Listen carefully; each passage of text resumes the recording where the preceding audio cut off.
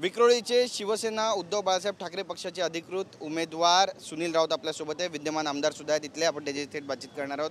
लोकशाहीचा सगळ्यात मोठा उत्सव, मतदान केलं, काय धाकधूक आहे? धाकधूक तर मला कधीच नव्हती। जो माणूस काम करतो त्याला भीती वाटत नाही, त्यामुळे मला भीती काही धाकधूकचा संबंधच येत नाही। 10 वर्षातली कामं आणि 2.5 वर्षामध्ये भारतीय जनता पार्टीने जी शिवसेना फोडून जी गद्दारी केली, ती गद्दारी उद्धव बाळासाहेब ठाकरे यांना अपमानित करून वर्षा बंगल्यातून ज्या प्रकारे बाहेर काढलं, संजय राऊतांना काही कारण नसताना तुरुंगात टाकलं, हा सगळ्यांची चीड या अख्ख्या महाराष्ट्रामध्ये आणि माझ्या विक्रोळी मतदारसंघामध्ये होती। आणि त्यामुळे धाकधूक गरजच नाही मला।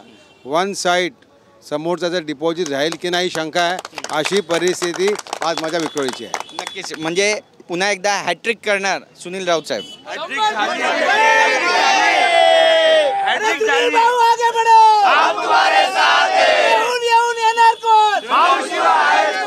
हा विजयाचा जयघोष आहे म्हणा।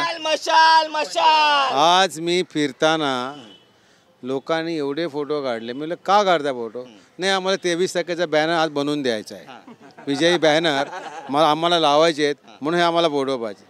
जवळजवळ 100-150 लोकांनी असे फोटो काढले की त्यांनी 23 तारखेची तयारी आजपासून सुरू केली। नक्कीच, पण तुम्ही निवडून याल असा विश्वास व्यक्त करताय। निवडून आल्यानंतर या जनतेचे आभार तुम्ही कशा पद्धतीने मांडणार आहात आणि जी विकास कामं आहे ती कशा पद्धतीने करणार? माझी जनता आहे, त्यांचा माझ्यावर विश्वास आहे आणि त्या विश्वासावरतीच मी जिंकणार आहे।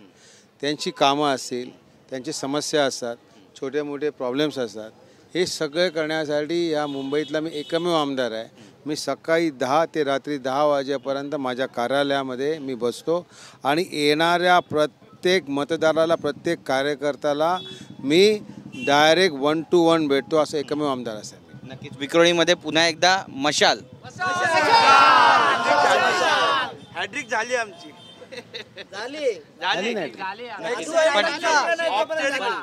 तेच महाराष्ट्राचे मुख्यमंत्री एकनाथ शिंदे तुमच्या विधानसभा क्षेत्राचा आढावा घेऊन गेलेत, काय म्हणाल? त्यांनी तो आढावा घेतला की त्यांचे उमेदवार किती मतांनी पडते, ते जिंकण्यासाठी नाही आले इथे।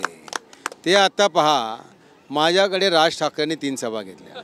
कशासाठी घेतल्या? सुनील राऊतला पाडण्यासाठी नव्हे, तर त्यांनी जो उमेदवार दिला आहे तो उमेदवारचं डिपॉझिट जाईल की वाचवण्यासाठी 3 सभा घेतल्या, कळलं का? एकनाथ शिंदेनी आता एक सभा घेतली, गोविंदांनी एक सभा घेतली, ठाण्याचे कोण राम रेपाळे का फेपाळे कोण आहे ते पैसे वाटायला इकडे पाठवत आहेत। आमचा गोविंदा तो नाचा आहे ना, गोविंदा, तो जलाली काम धंदा मिळत नाही, तो येऊन नाचा इकडनं येऊन गेला। तो श्रीकांत शिंदे कोणतरी काय तो येऊन गेला। ही सगळी फळी जी आलेली आहे ही सुनील राऊत हरवण्यासाठी नव्हे, तर त्यांच्या उमेदवारांचं डिपॉझिट कसं वाचवता येईल, त्यांची इज्जत जाऊ नये म्हणून त्यासाठी सगळे राऊंड मारत आहेत। जिंकण्या फक्त सुनील राऊत, त्याच्यामध्ये काही चिंतेची बाब नाही।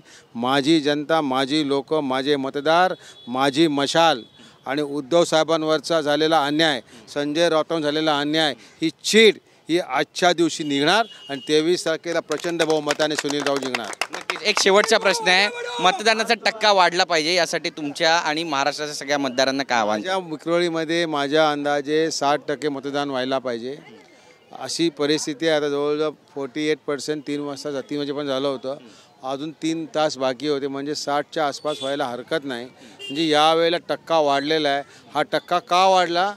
तर या जे लोकांना सुद्धा व्होटिंग करायचं नव्हतं ते लोकसुद्धा व्होटिंग करायला येतात, कारण त्यांना तो 2.5 वर्षातला जी घाणेरडं राजकारण झालं त्या राजकारणाचा सूड घेण्यासाठी मतदान इकडे वाढणार आहे। धन्यवाद आमच्याशी बातचीत केल्याबद्दल, खूप खूप शुभेच्छा। कॅमेरा पर्सन योगेश गुरवचा, गिरीश गायकवाड, TV9 मराठी, मुंबई।